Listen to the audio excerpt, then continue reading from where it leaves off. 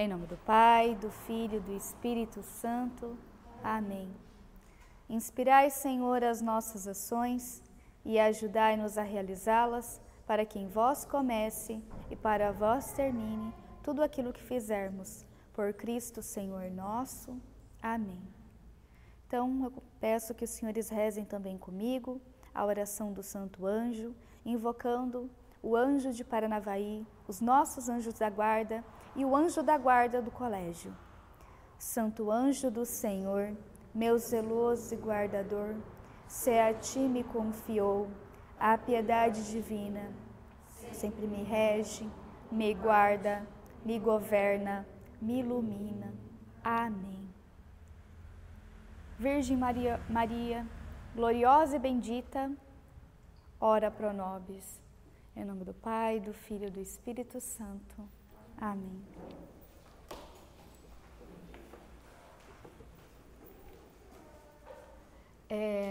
A minha memória não é tão boa assim. Quem não estava ontem?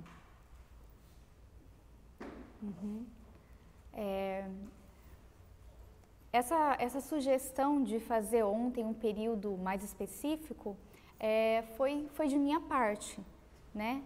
Eu gostaria de, ontem, de forma especial, estar mostrando alguns materiais específicos de sala de aula, né, que poderiam, talvez, parecer muito maçante, né, para todos. E aproveito esse comentário para pedir que todos que aqui estão se envolvam nas atividades, porque uma escola, ela precisa de muitas pessoas, muito mais pessoas do que imaginamos, por experiência própria. Então, eu sou de Foz do Iguaçu, estou lá atuando como professora, mas esse panorama de atuar na escola como professora, ele veio muito rápido. Ele veio de uma hora para outra. Então, nós temos de estar preparados para a missão, né? Então, pode ser que os senhores, hoje, vejam a questão pedagógica, educacional, atuar em uma sala de aula como algo muito distante. Mas eu peço que os senhores olhem com mais carinho, com mais atenção, rezem, peçam para Deus e se preparem. E se coloquem à frente em ordem de batalha, como São Miguel Arcanjo vem pedir para a gente. Porque hoje se tem uma área, um campo que precisa ser trabalhado, é a educação dos nossos pequenos. Não é à toa que as instituições, as organizações mundiais, né, como ONU, Unesco, as fundações Rockefeller, MacArthur, nós temos aí também Jorge Soros, eles estão investindo maciçamente na área da educação. Então, por que essas organizações, que são entendidas muitas vezes, e na maioria delas, como instituições filantrópicas, que apoiam o aborto, que apoiam a diversidade de gênero, da forma mais pejorativa que podemos entendê-la? Por que essas pessoas estão se preocupando e investindo dinheiro maciçamente nessas questões? E nós, que somos pais e mães de famílias, que temos os nossos filhos, que temos os nossos netos muitas vezes, que temos os nossos afilhados, as crianças que nos rodeiam, ou até mesmo aquelas que não nos rodeiam, mas que vemos andando pela igreja ou que encontrando em algum lugar e o nosso coração, a gente olha assim, principalmente, né?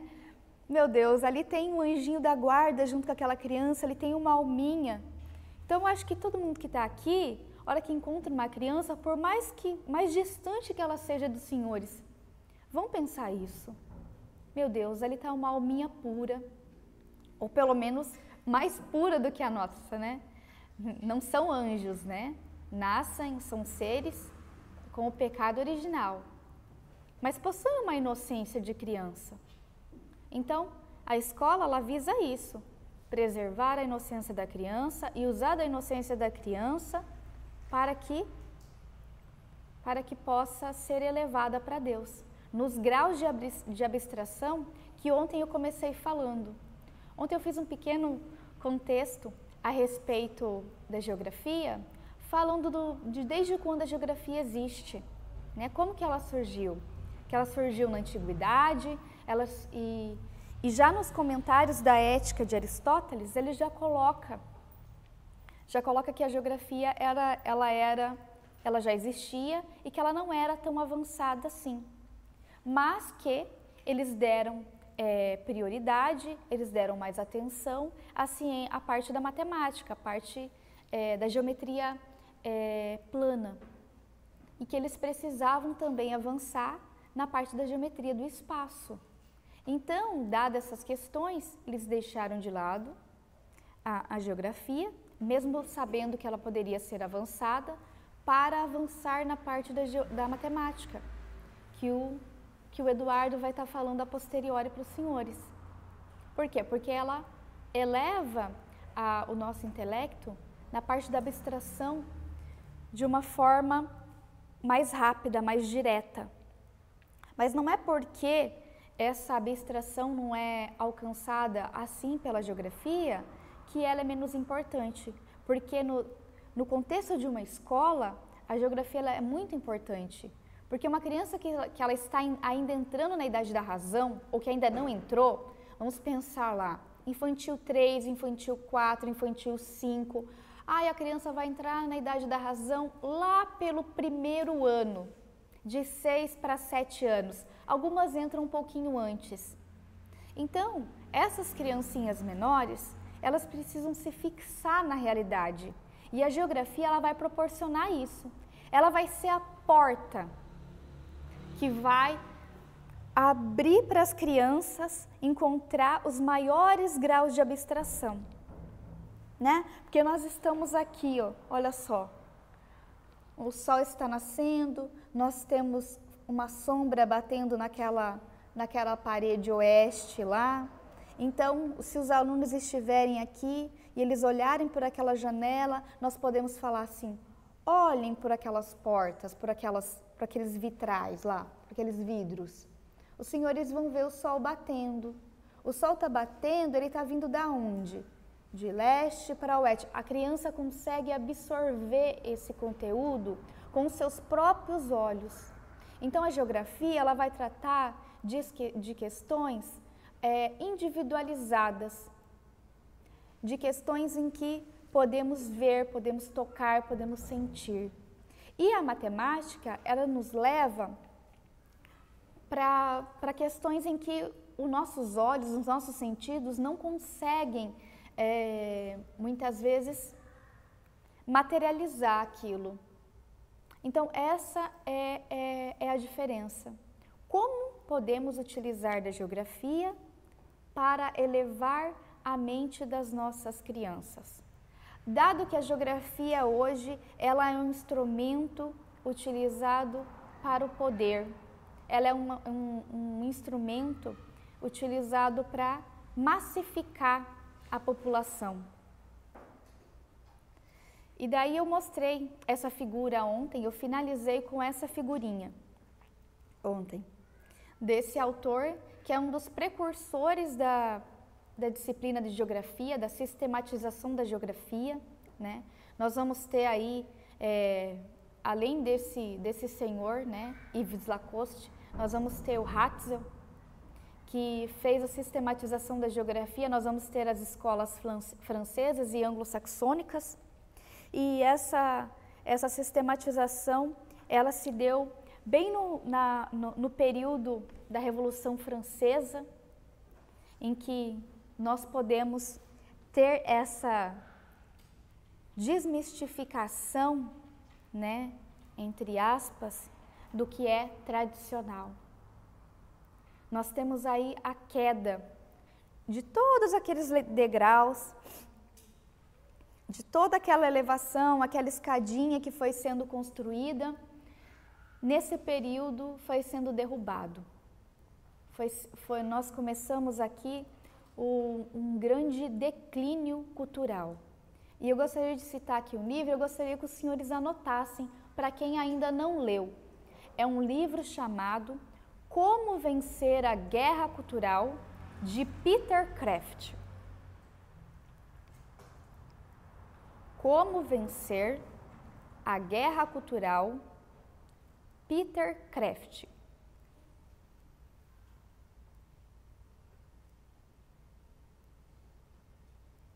Kraft com K, K-R. Peter Kraft. Então, esse senhor, nesse livro, ele vai relatar todo o ambiente em que a gente está colocando agora. Parece que ele era um vidente. Não, mas ele não era um vidente. Ele analisava os dados. Ele analisava a IPPF, né? Então, ele analisava essas instituições de planejamento familiar e o que elas colocavam para a sua agenda, né, no mundo nos dias de hoje. Algum tempo atrás eu fiz uma exposição a respeito desse livro e do planejamento da IPPF. Então, se os senhores entrarem hoje no site da IPPF, vai ter uma agenda. E essa agenda, ela vem sendo cumprida rigorosamente em boa parte do mundo, com uma exceção do Brasil. Eles ainda não conseguiram avançar essa agenda, que eu digo que é uma agenda maléfica, a respeito das suas ordens para o mundo. Então, essas instituições que eu citei anteriormente, instituições filantrópicas, Rockefeller, MacArthur, George Soros, nós vamos ter aí também a esposa do Clinton, que agora eu não me recordo o nome dela, daquele ex-presidente, que trabalha maciçamente nessa questão da aprovação do aborto. Essas instituições, elas se apoderaram da geografia, elas se apoderaram da educação e querem roubar a alma das crianças. Então, quando os senhores conhecem a respeito da instituição do John Rockefeller III, alguém tem estudado a respeito disso aqui? Então, os Rockefellers, né, é uma instituição grande, filantrópica, que é um dos principais financiadores do aborto no mundo. E o porquê que hoje nós trabalhamos tanto para defender o aborto, para esclarecer a respeito do aborto, e por que tantas pessoas hoje defendem o aborto, querem o aborto? E por que eu vejo que é o papel principal de uma escola entender a respeito do aborto? Porque se nós entendermos qual que é a problemática do aborto, nós vamos entender qual é o papel da educação, qual é o papel de um professor, qual é o papel de um pai de família, o que nós precisamos saber e guiar na sociedade, qual é o papel da Igreja Católica.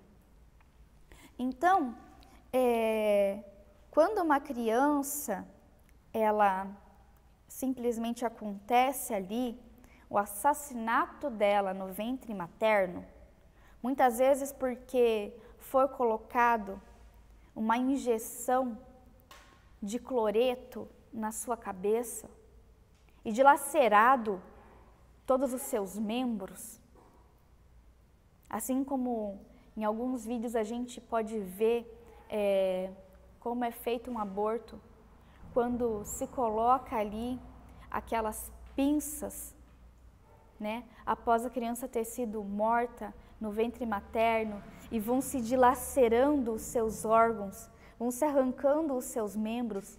E se os senhores não ficarem espantados com a descrição que eu faço aqui, isso já é um problema. Porque cada vez que eu falo isso, o meu coração palpita por dentro. Saber que uma criancinha foi morta no ventre em que Deus confiou para ela ser cuidada.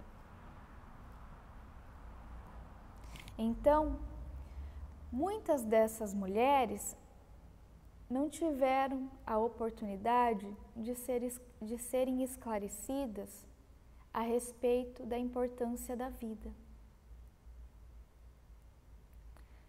Então começa lá na geografia.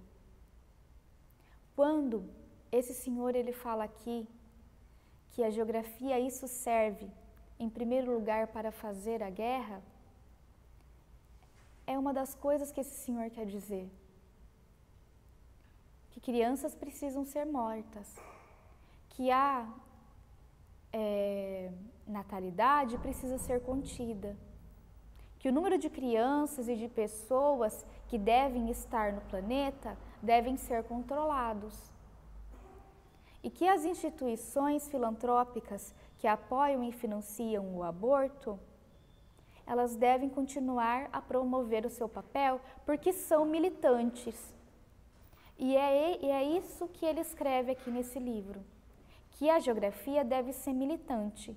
Ela não deve escolher nenhum lado e nenhum outro. Porém, entretanto, você tem que escolher um lado sempre. Sempre tem que escolher um lado. Então, olha só a grande problemática da incoerência, né? Você não deve ser nem de esquerda e nem de direita. Mas você vai ter que escolher sempre alguma coisa. Ou seja, você vai ter sempre que escolher, conforme ele, o que for conveniente. Porque a verdade não existe. Você tem que escolher o que for conveniente para aquilo que é necessário naquele momento. Ou seja, o jogo de interesses. O jogo de interesses que toda comunidade comunista ensina que deve ser. Então, hoje eu vou estar do lado daquilo que me favorece. Hoje eu vou estar do lado daquele que vai me dar mais vantagens.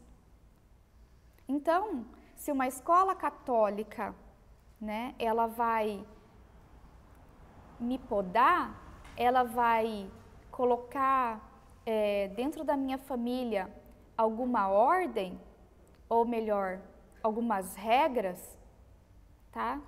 Então, eu vou escolher manter o meu filho no mundo, porque eu vou ter que me mudar.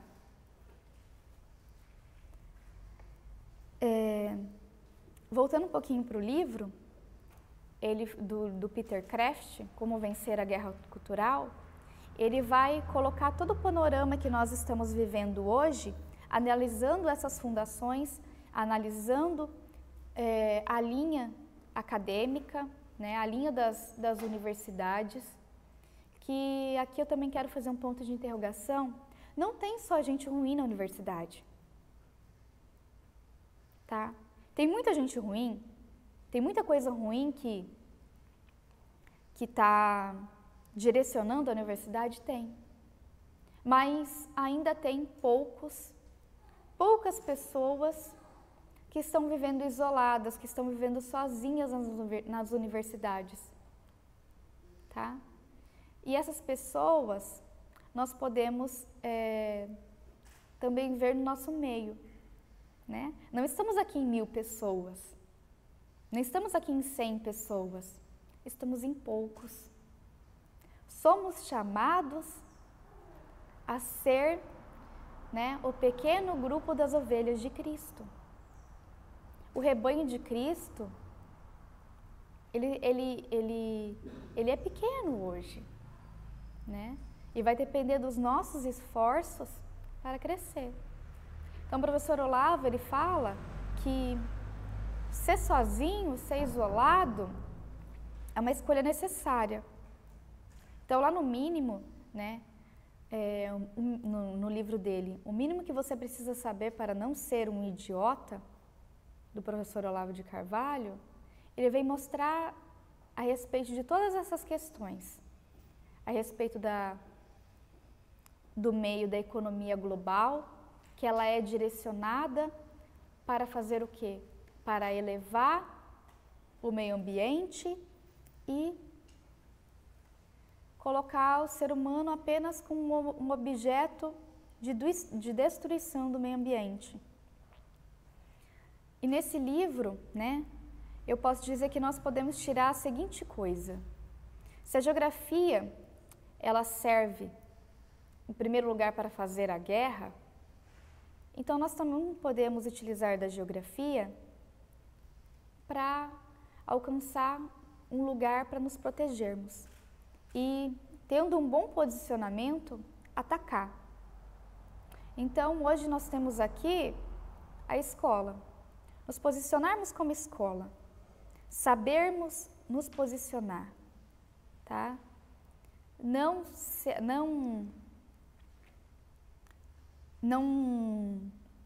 deixar levar pelo estereótipo, porque o que nós precisamos mudar é aqui dentro, é o nosso intelecto, é a nossa vida de oração, onde ninguém vê. E isso é o mais difícil. É difícil. É difícil se elevar nas moradas do castelo interior. É difícil se elevar nos graus de oração, como diz o Rui Marinho. Mas nós estamos aqui. Eis-me aqui, Senhor, com as tuas misérias. O professor Felipe falou assim: Fernanda, eu não conheço mais ninguém da área de geografia. Não, professor. Quem sou eu? E realmente, quem sou eu para estar aqui? Mas dado que não tem mais ninguém, eis-me aqui, Senhor. E eu começo falando aqui um pouquinho sobre o aquecimento global. Esse tema, ele mexe um pouco comigo, com o meu interior, tá? Eu sou formada em geografia, né? Eu fiz mestrado nessa área e depois disso eu fui trabalhar em um projeto dentro do PTI, que é uma entidade que está localizada dentro da hidrelétrica de Itaipu, né? Depois disso, eu fui trabalhar nas escolas como PSS, na rede pública, e depois eu fui também trabalhar em 2 escolas particulares. E daí essa questão do aquecimento global, ela foi um grande impacto para mim quando eu trabalhei em uma escola privada, de forma específica. Porque o que é o aquecimento global?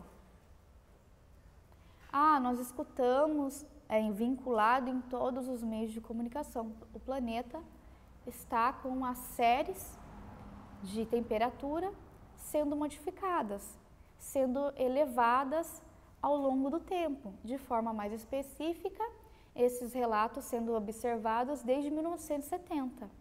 Então, o planeta está superaquecendo. Nós vemos aí as propagandas do Greenpeace, né, que lutam pelo meio ambiente, de forma específica pelas calotas polares, e que elas estão derretendo, o nível do mar está subindo gradativamente. Eu não venho aqui contrapor e falar que o planeta não aquece. Eu também não venho aqui falar e contrapor que as calotas polares não derretem.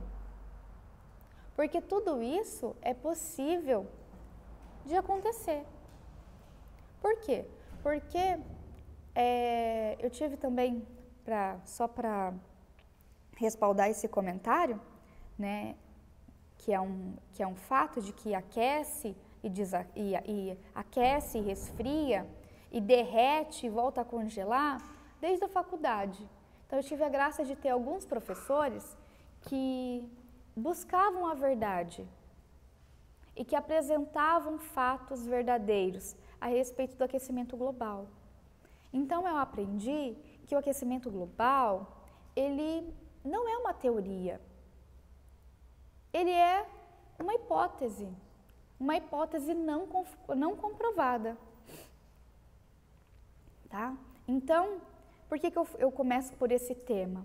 Porque a geografia, que com a graça de Deus todos aqui estarão trabalhando nesse colégio, porque não faltará trabalho, tá? Então, lá na escola de Foz do Iguaçu, nós temos a maioria dos professores como colaboradores, tá?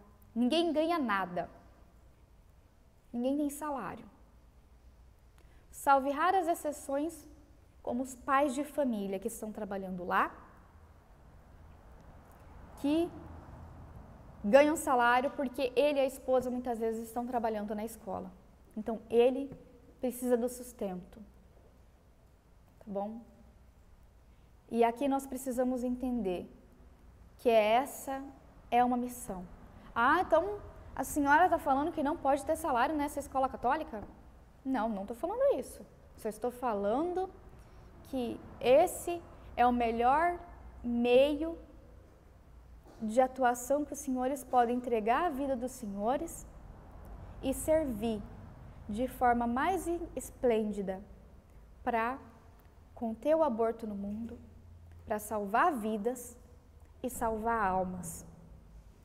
Então aqui nós escolhemos, muitas vezes, não serem monjas carmelitas e nem, né? Nós não estamos enclausulados dentro de um mosteiro, o que é muitíssimo importante também.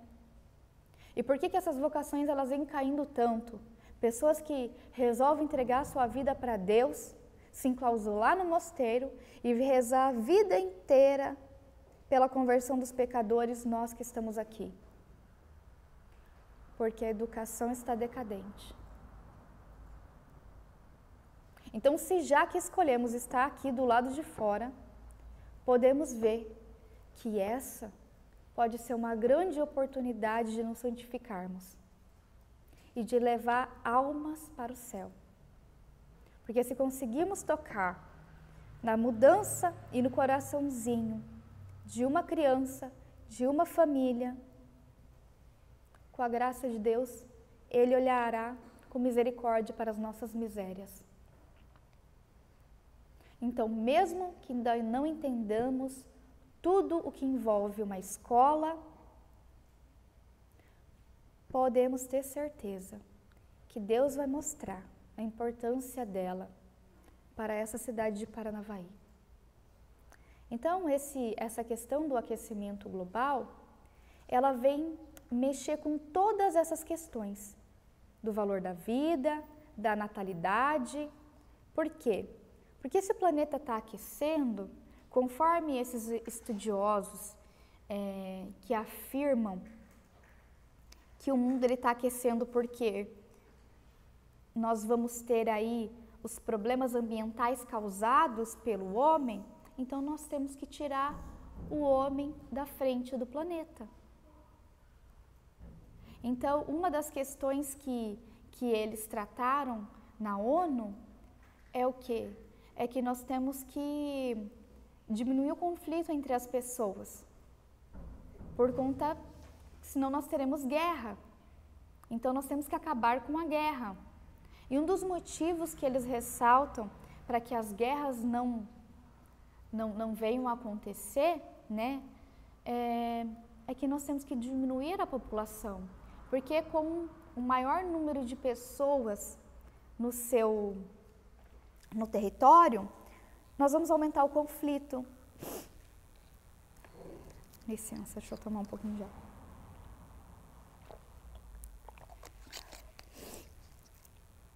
nós vamos aumentar o conflito. Então, para isso, nós temos que reduzir a população. E nós temos que encontrar argumentos para reduzir essa população, tá? Para implantar a pílula do dia seguinte, para implantar os contraceptivos, né? Para implantar o uso de preservativo, para implantar até nos meios católicos que nós não devemos ter filhos. Então, em 2012, quando eu fui fazer o meu curso de noiva, né, de noivos, para me casar, em Maringá, eu recebi um curso decadente, que mostrou que eu e meu esposo, nós deveríamos tomar anticoncepcional, que nós deveríamos planejar, antes de casar, quantos filhos nós queríamos ter, que nós deveríamos pautar uma das organizações da nossa família no dinheiro, como que nós iríamos fazer com o nosso orçamento familiar, era esse o tema que eles colocavam lá. Então, ninguém falava nesse curso que nós deveríamos colocar em primeiro lugar, no centro da nossa casa, Deus. E aceitar os filhos que Deus mandasse. Porque quando nós estivéssemos lá diante do altar e o padre falasse assim, os senhores aceitam os filhos que Deus mandar? E nós falamos que sim. Mas quando eu falei que sim, eu não entendi o contexto do que eu estava falando. Eu já havia planejado no meu interior que eu havia ter apenas 2 filhos. Hoje eu tenho 3 pela graça de Deus. E aquela pequenininha que está lá. E eu não vivo sem ela. Então, pode ser que os senhores conhecem, ou até mesmo os senhores, passaram também por essa situação que eu passei. Mas que agora não há tempo de reverter, porque já foi feita uma vasectomia, uma laqueadura, e por mais que eu tente reverter essa situação que a igreja pede também, para quem fez isso tentar reverter, pode ser que também os senhores não consigam ter filhos. Mas nós temos essa escola aqui, e diz que a coisa mais importante não é ter só filhos biológicos, é ter filhos espirituais. Então, para quem não consegue mais ter filhos, por conta de uma escolha feita no passado, em um contexto em que não foi orientado, em um contexto em que não foi possível ver com os olhos que estão vendo hoje, os senhores têm a oportunidade de ter muitos filhos espirituais e levá-los para Deus. Porque todos nós somos chamados a ser pais e mães. É por isso que os religiosos, os padres e as freiras, eles são nossos pais e nossas mães, pais e mães espirituais, porque cada alma que encaminharmos mais próximo de Deus serão os nossos filhos espirituais. E é esse o papel de uma escola. Cada professor regente, ele vai olhar para os seus alunos como seus filhos espirituais. Uma diretora, uma coordenadora vai olhar para os alunos da escola inteira como seus filhos espirituais. É o nosso papel levarmos essas crianças por meio do conteúdo e da nossa vida interior para mais perto de Deus, ensinando para eles que o aquecimento global ele é apenas uma questão hipotética. Isso vai salvar vidas. Por quê? Deixa eu voltar aqui um pouquinho antes. Porque quando dissemos que o planeta ele está aquecendo, realmente, ele está aquecendo. Ele aquece e ele resfria. O professor da faculdade que eu havia comentado antes, ele tem um estudo no Polo Sul, onde que ele vai lá medir constantemente, de tempos em tempos, retirar tubos, amostras de gelo, chegando até a parte mais profunda do solo, tá? Então eles fazem lá uma escavação para conseguir chegar o mais próximo do solo e coletam ali vários metros, eles têm uns tubos enormes, assim como se fossem uns canos de PVC que conseguem ser colocados no solo e retiram-se essas amostras. Então, a partir do estudo dessas amostras de gelo, de solo, de matéria orgânica, é comprovado por meio das análises do carbono, né? Então, existem vários tipos de análise do carbono. Carbono 14 e também existem outras análises. Eles conseguem identificar que o planeta já foi resfriado, aquecido, e aí nós vamos ter as eras geológicas, tá? Que daí nós vamos ter também aquele filminho da Era do Gelo, que o planeta está derretendo, tá? Aquele maior investimento para a poluição das nossas crianças e serem colocadas na cabecinha delas que elas é um risco para o planeta. A humanidade é um risco para o planeta. É isso que aquela série de filmes está dizendo, tá? Não deixem seus filhos assistirem esse tipo de coisa. Isso polui o imaginário da criança.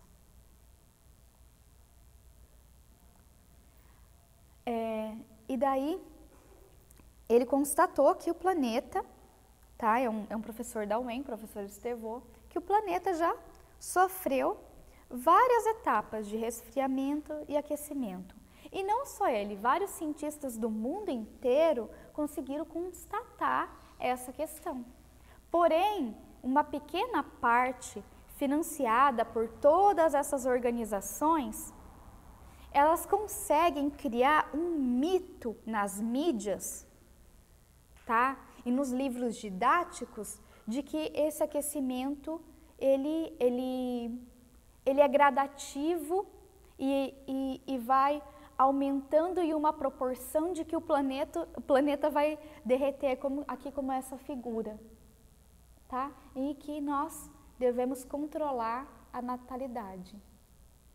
Então, essa é uma questão bem desmistificadora para entendermos. Você tem que consumir menos água. Tem que consumir menos água por quê? Porque daí eu vou conseguir economizar para poder estar comprando livro? Vou conseguir economizar para poder estar comprando aquela bela imagem de santo para minha casa? Não! Você tem que economizar água porque a água vai acabar. Primeiro, que a água não vai acabar, tá? Nós temos aí o ciclo hidrológico, tá bom? O que vai acontecer é que a água pode ser poluída, tá? Mas ela não vai acabar. Então, a questão de poluição das águas é uma questão de pecado.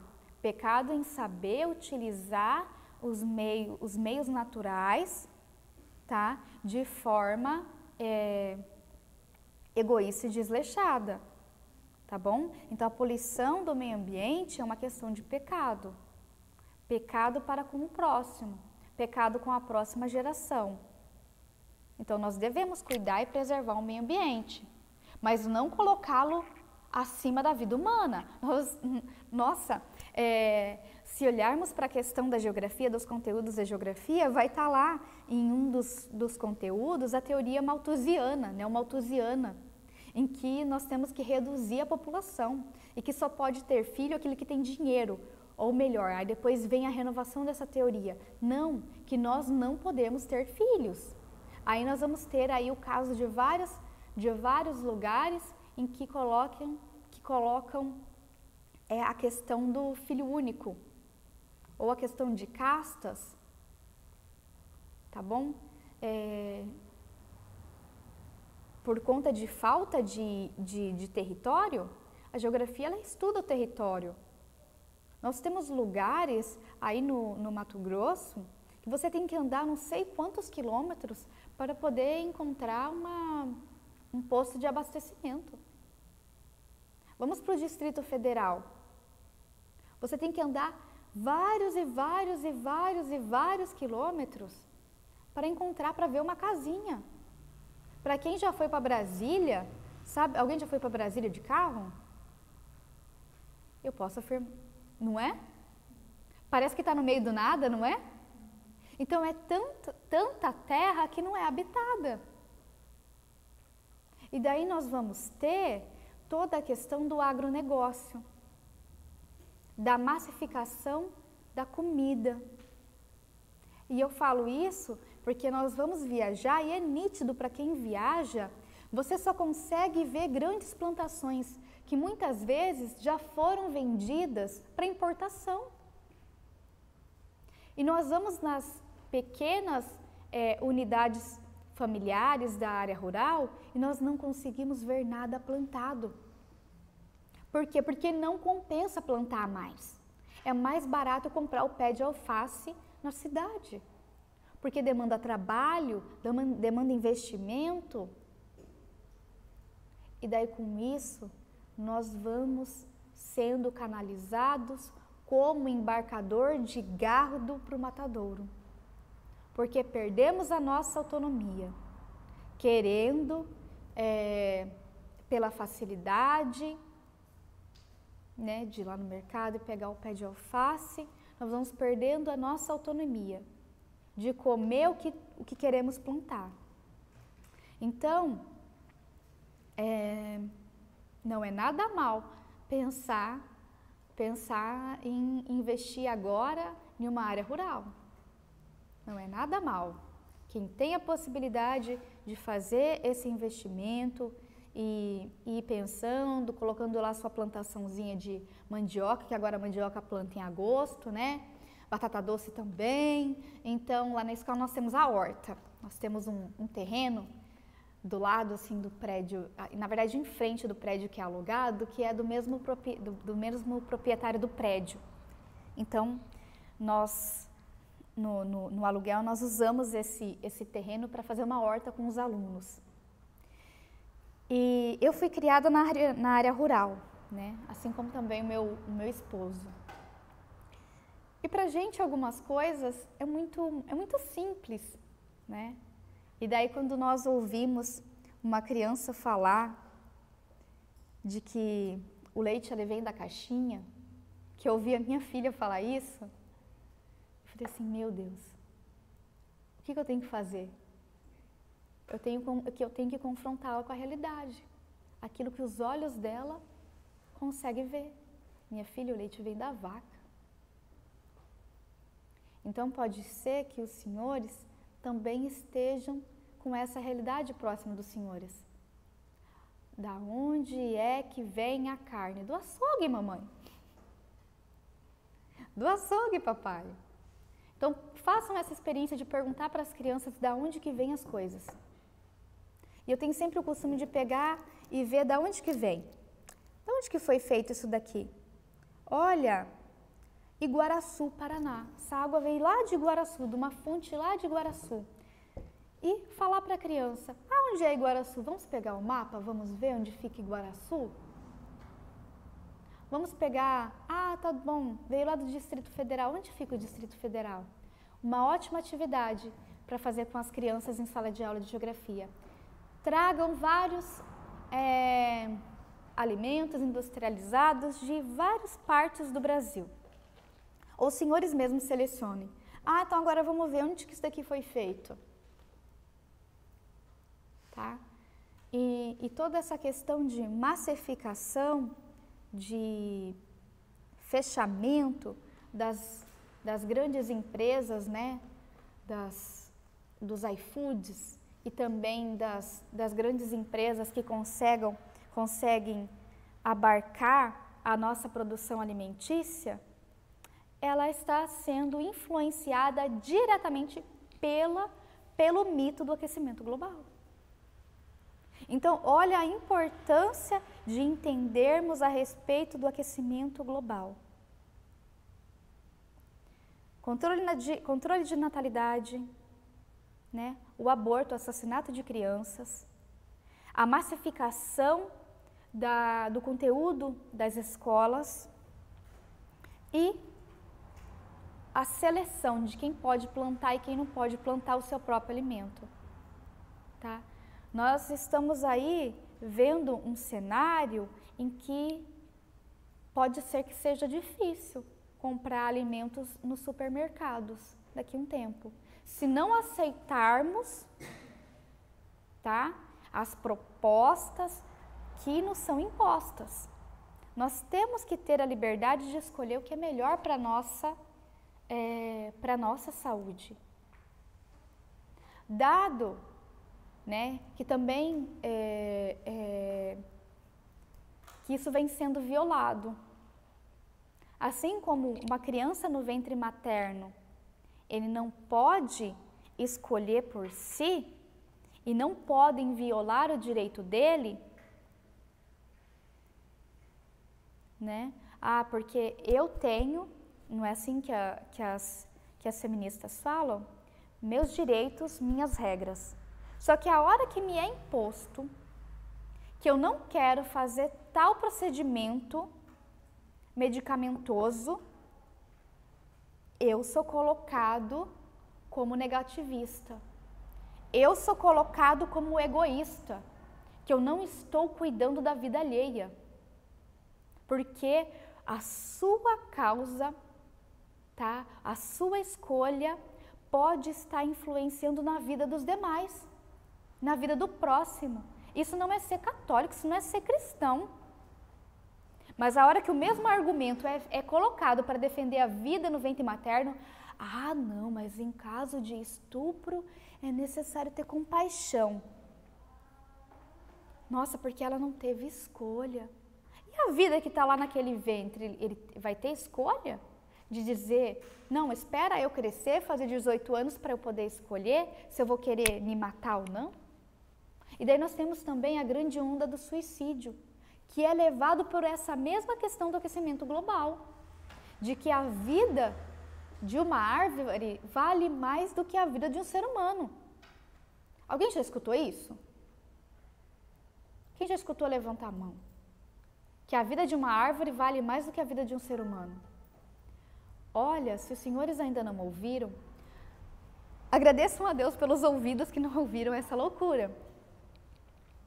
Porque quando eu dizia lá no início que eu trabalhei em uma escola privada, em 2 escolas privadas e em uma delas, uma aluna, alguns alunos, mas de uma forma específica, uma aluna, falou assim, professora, a vida de uma árvore é muito mais importante do que a minha vida, do que a vida de uma pessoa. Essa criança, ela tinha 12 anos de idade. Isso já fazem 5 anos, hoje ela tem 17, ela já vota. É a mesma que vai apoiar aí as causas abortistas. Mas eu tenho certeza que a graça de Deus não gira e não para e vai alcançá-la. Não foi só, era uma escola. E lá no conteúdo de geografia, lá no livrinho didático, estava que o aquecimento global era uma verdade. Mas o aquecimento global é um mito, é uma hipótese comprovada cientificamente de que há indícios de que o planeta aquece. E de fato ele aquece, mas ele também resfria. E ele não vai superaquecer ao ponto de derreter ou de explodir como uma bola de fogo. E se isso acontecer, que também Deus pode tudo, né? Então, se por um acaso isso acontecer, ainda não foi estudado e não pode se afirmar tal coisa.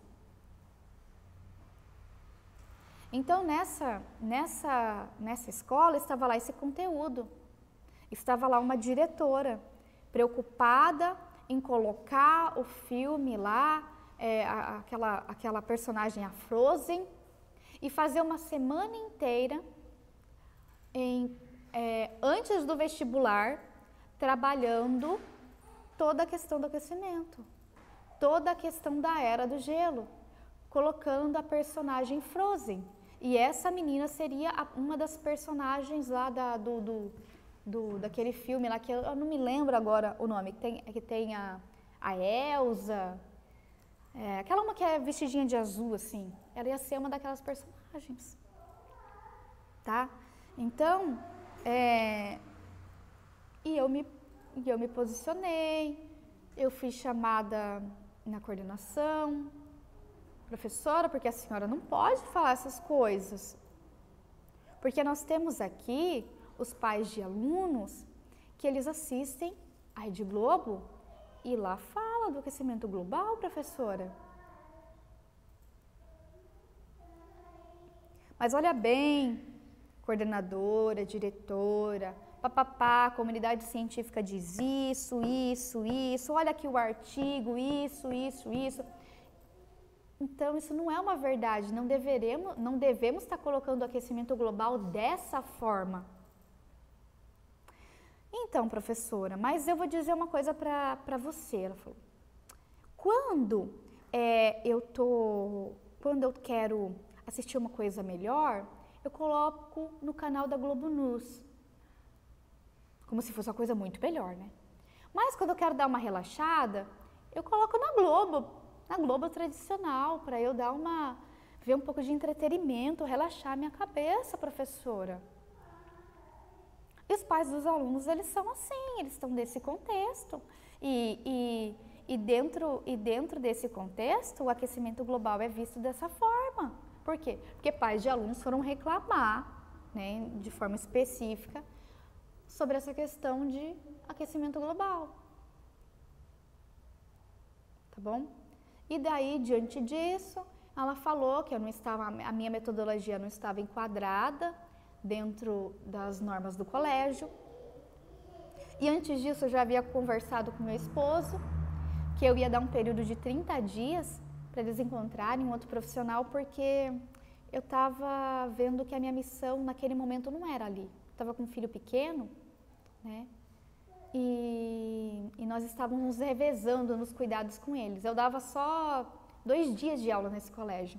Então, financeiramente, estava muito incompatível o valor que eu recebia, que eles pagavam muito mal mesmo, comparado ao que a gente recebe no Estado. Porque o valor de um salário de um professor no Estado é bom, é muito bom, tá? Então, nas escolas privadas não se ganha igual o Estado, tá bom?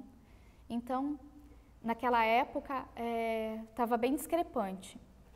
E eu ainda estava recebendo o meu auxílio maternidade por 6 meses da rede pública, né? Então, eu falei assim, não vou ficar com isso daqui não, vou cuidar do meu filho, sinto que agora a minha missão é em casa, cuidando do meu filho, e que eu estou vendo que o que eu estou plantando lá está caindo em terreno totalmente infértil. Então, já havia decidido que eu não ia mais continuar ali. Mas antes mesmo que eu tivesse a oportunidade de dizer que eu não ia continuar, já me cortaram. Me mandaram embora. Por causa do quê? Da verdade a respeito do aquecimento global. Então, a verdade, quando escolhermos pela verdade, ela tem consequências. E não tenhamos medo, porque Deus provê. E daí hoje, com tudo isso que eu passei, eu vejo onde é a minha verdadeira missão. É estar ensinando para as criancinhas pequenas verdades que a levem na abstração, no grau da elevação da sua alma, para encontrar as grandes verdades eternas e chegarem aos estudos filosóficos e teológicos. Passando pela metafísica, passando pelos estudos da geometria de Euclides e encontrando as moradas mais altas do castelo interior. Então é isso, é essa linha que eu quero colocar aqui. E para respaldar os senhores com um pouquinho de ciência, eu trago aqui a foto desse senhor que eu tive a alegria imensa de conhecer. Professor Carlos Luiz Molion, tá? Senhores podem digitar na internet, procurarem os vídeos deles, os materiais deles, os artigos deles, tá? Ele tem um dos artigos que fala a desmistificação do aquecimento global. E eu já tinha tido a alegria de ter tido esse professor de geologia, um geólogo que me encaminhou em desvendar os meus olhos do aquecimento global. Sim? É Luiz Carlos Molion.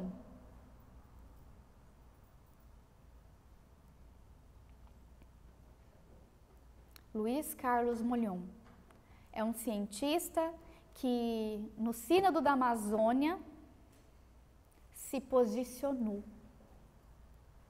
contra as mentiras a respeito do meio ambiente, contra as mentiras a respeito do clima global. Então, quando eu estava no mestrado em 2013, o corpo docente chamou esse professor para nos dar um curso particular. Eu, esse professor e mais 4 alunos. Então, hoje, na época, eu gostei muito, pude estar fazendo um curso de olhar para as séries meteorológicas e conseguir analisar, ter alguns parâmetros de encontrar mentiras nessas questões. Mas ainda naquela época eu não tinha o meu olhar da forma que eu tenho hoje. Então eu estava aprendendo, né? Eu estava aprendendo algumas coisas, né? Eu estava no início do meu casamento e então eu ainda não estava aberta à vida, tá? Tristemente eu falo isso, porque eu olho para a nossa família e vejo, será que poderia ter mais alguém aqui? Será que poderia ter mais alguém sentado nessa mesa? E por conta das minhas escolhas egoístas, da falta de buscar a verdade, de olhar para a doutrina católica, eu vejo.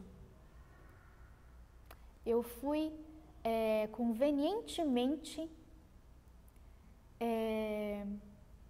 colocada à frente de uma cela e permanecer nela. Porém, essa cela estava com a porta aberta. Eu poderia ter saído. Então, às vezes, nós estamos numa cela confortável, mas que a porta está aberta. E se nós fizermos o mínimo de esforço, nós poderemos sair dela. Então, a graça de Deus me alcançou, tá? E eu tomei anticoncepcional por 6 meses, os 6 primeiros meses do meu casamento. E eu nesse período do mestrado, que era uma outra cidade, né? Eu tinha uma casa na faculdade, na cidade da faculdade. Eu me formei em Maringá e eu fui fazer faculdade na Unicentro, lá de Guarapuava. Eu havia passado também na Faculdade Federal do Paraná, com mestrado lá, com uma bolsa muitíssimo boa, mas com a graça de Deus, naquele momento ele fez com que eu escolhesse ficar mais próximo de Foz, e a cidade mais próxima era Guarapuava. A outra cidade que eu havia passado também para fazer mestrado era UEM, só que eu não queria voltar para a mesma faculdade que eu fiz graduação, para mudar um pouco a área. E quando eu cheguei lá, eu não entendi. Falei, meu Deus, eu larguei a Federal do Paraná com uma bolsa, com a melhor bolsa que eu poderia ter do Brasil, que era do projeto Reúne, para vir aqui para Guarapuava. Só que hoje eu olho, nossa, Deus me preparou para conhecer esse professor, senão não teria tido a oportunidade de conhecê-lo. Eu não teria tido a oportunidade de, nos meus primeiros 6 meses de mestrado, ter convivido com uma senhora petista, mas que, mesmo dentro da teologia da libertação, ela lutava pela vida. Então é por isso que sempre temos que tirar algum proveito e olhar para as pessoas com caridade, porque por mais que elas estejam no meio comprometido, se a graça de Deus a alcançar, elas também podem nos ensinar. Então eu estava ali assistindo às aulas do Padre Paulo, achando o Padre Paulo Ricardo um radical, e eu concordava com ela, que ela também gostava.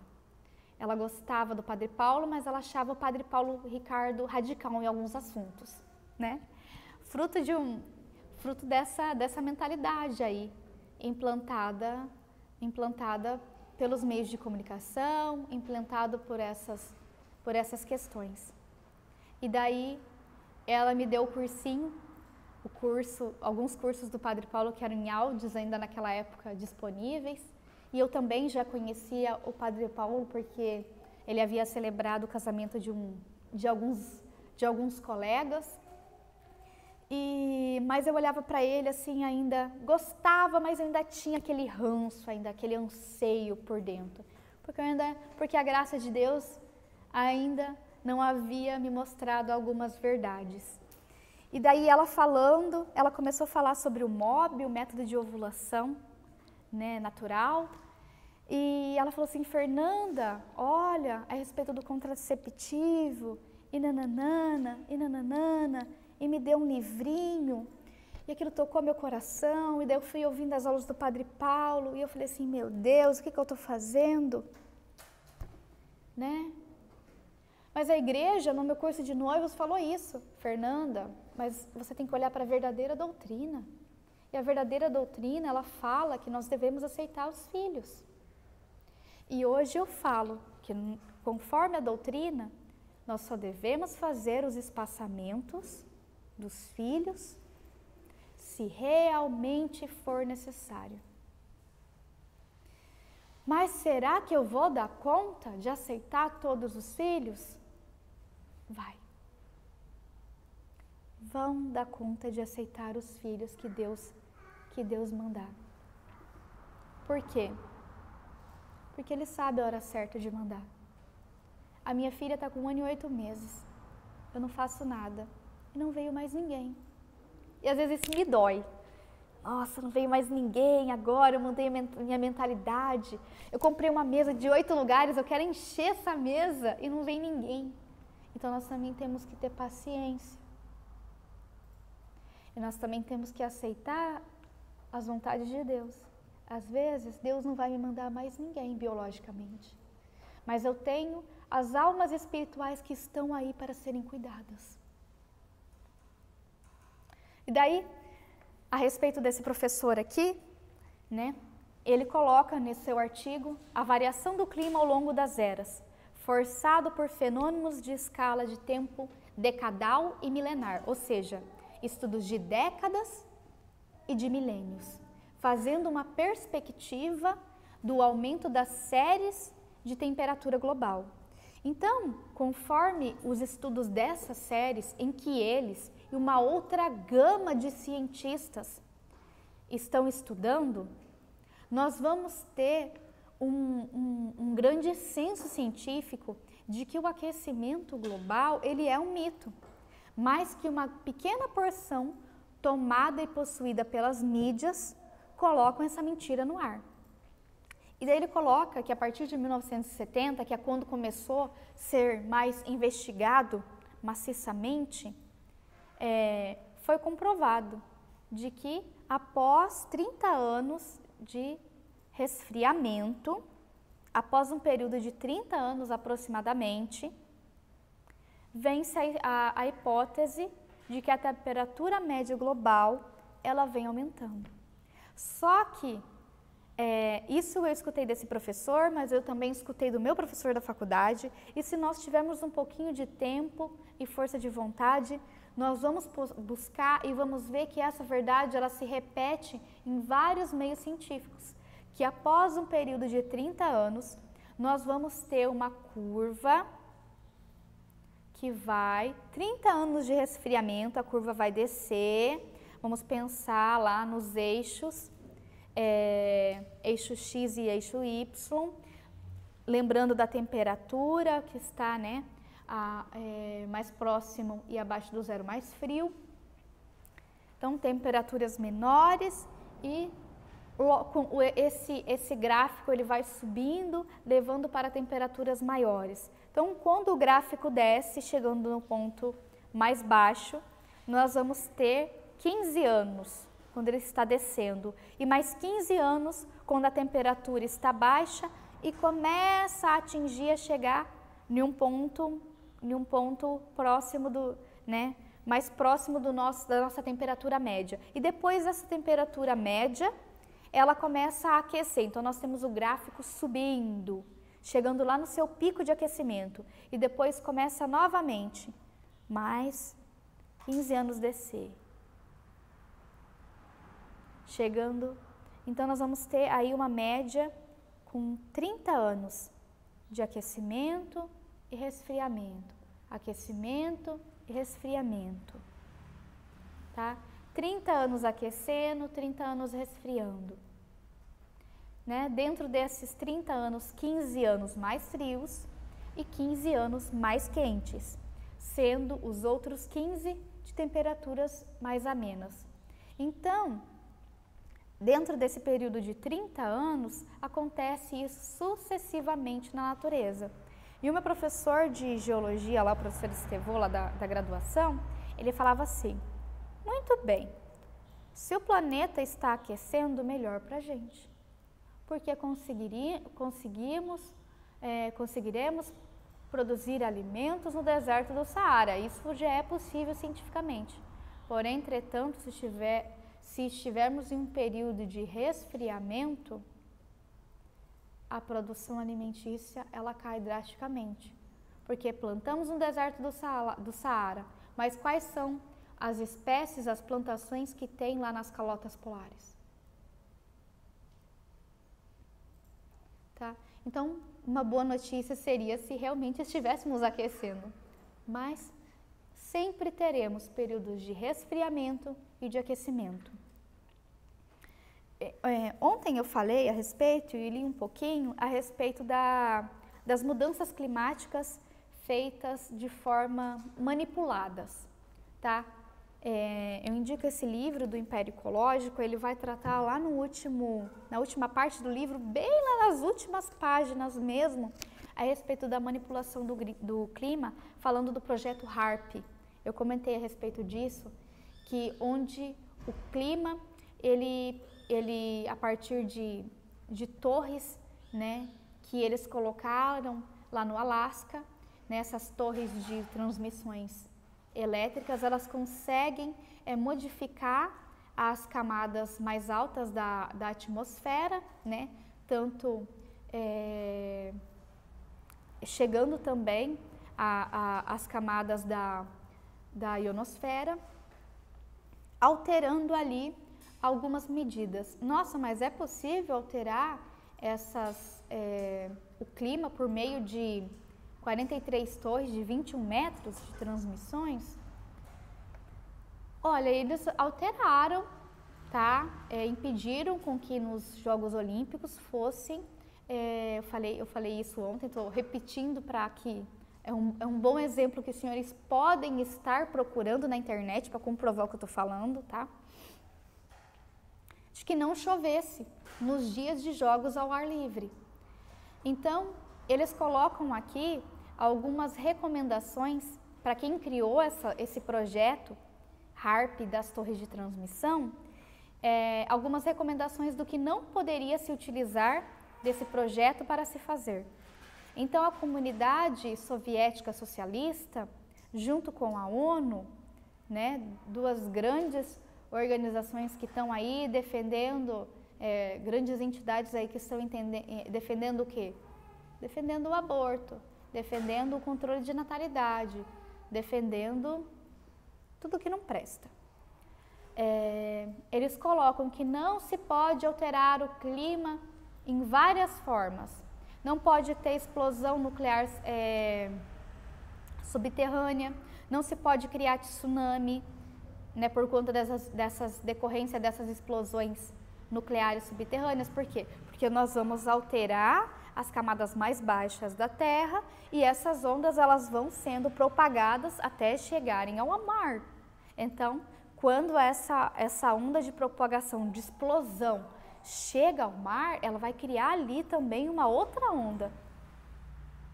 E nós já temos constatados pelos meios científicos esses testes que eles fizeram.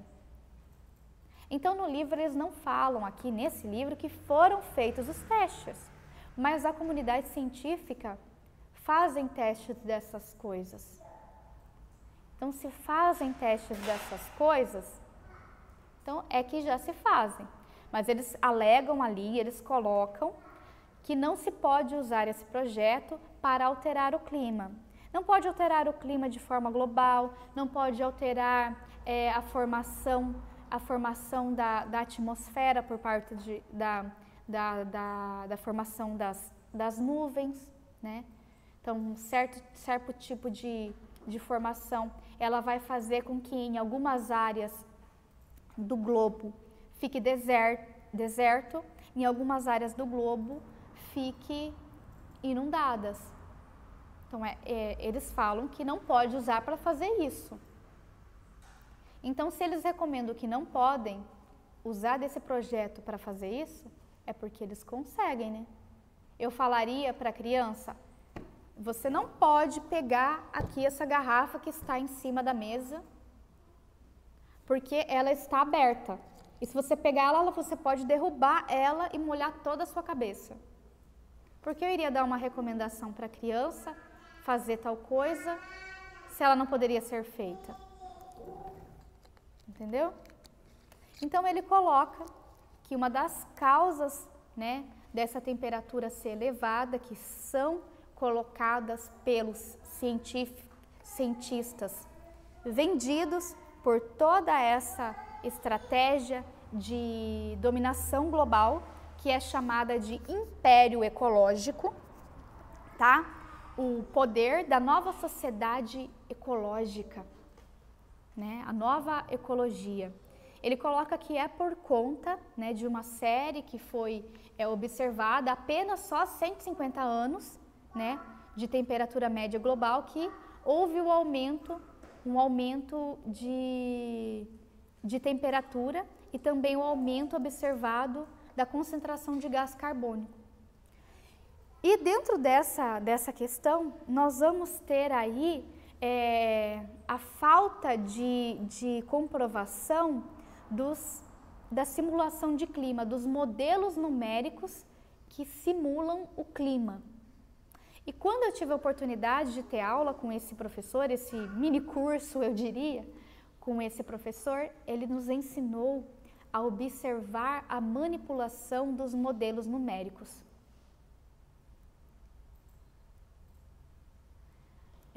Já está no horário? Não? Que hora que é a hora do intervalo? São 10 horas? Eu poderia então finalizar, eu voltava depois só para concluir, tá, o termo, e daí o Eduardo continuava o restante com os senhores. Eu vou finalizar aqui essa partezinha.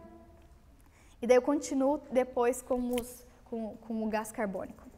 De que uma das causas que o planeta ele está aquecendo é por conta da humanidade.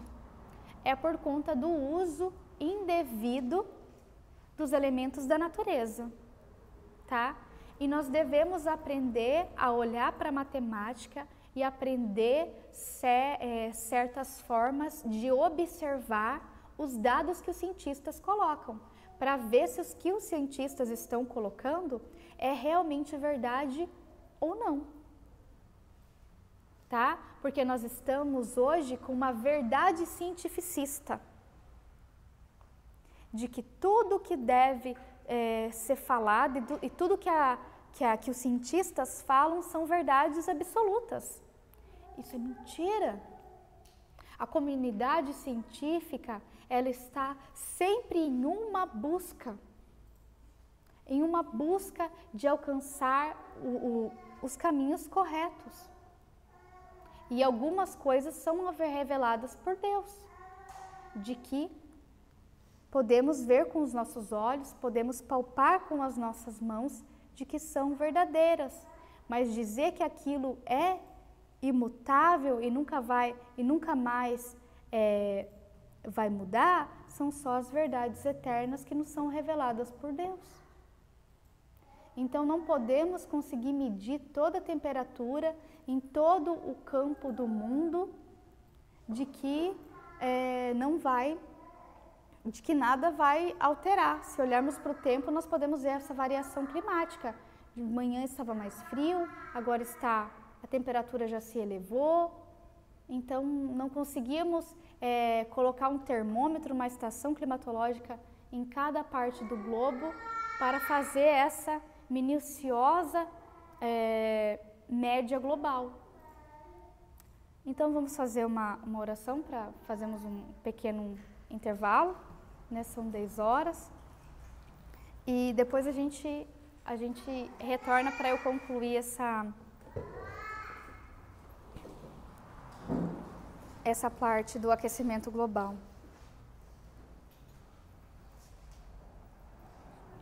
Em nome do Pai, do Filho, do Espírito Santo. Amém. Inspirai, Senhor, as nossas ações e ajudai-nos a realizá-las, para que em vós comece e para vós termine tudo aquilo que fizermos. Por Cristo, Senhor nosso. Amém. Sede da sabedoria, rogai por nós.